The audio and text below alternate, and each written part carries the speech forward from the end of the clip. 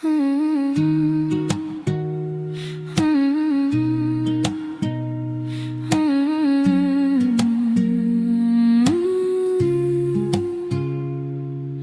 mamă, mamă, mi-amintesc, eram micuță, tu tânără frumos. Lumea întreagă un vis ceresc, în brațele tale un loc luminos. Acum părul alb, o șuviță în vânt, dar ochii-ți păstrează același zâmbet blând. Sufletul tău, un altar sfânt, mereu la fel de pur și de profund. Bătrână mamă, tu ești îngerul meu, un dar de la Domnul, un vis împlinit. Mulțumesc pentru tot, mereu și mereu, pentru iubirea ce nu s-a sfârșit. Ai creat o lume sigură, caldă și aleasă, când eram copilă cu visuri și joc.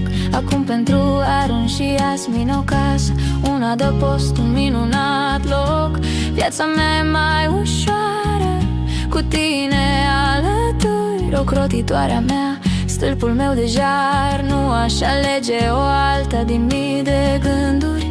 Ești unică, mamă, un sfânt exemplar.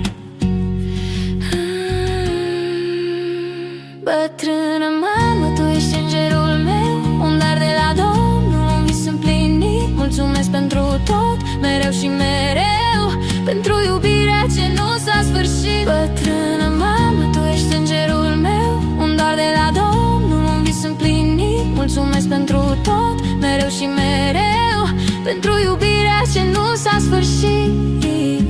Știu că te supăr uneori fără să vreau, dar inima mea te iubește atât. Iartă-mă, mamă, că nu mereu pot să-ți dau liniștea pe care ți-o dorești, un infinit. Bătrână mamă, tu ești îngerul meu, un dar de la Domnul, un vis împlinit. Mulțumesc pentru tot, mereu și mereu, pentru iubirea ce nu s-a sfârșit. Te iubesc, mamă, mai mult decât pot spune.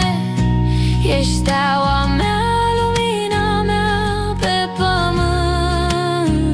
Îți mulțumesc pentru aceste minuni.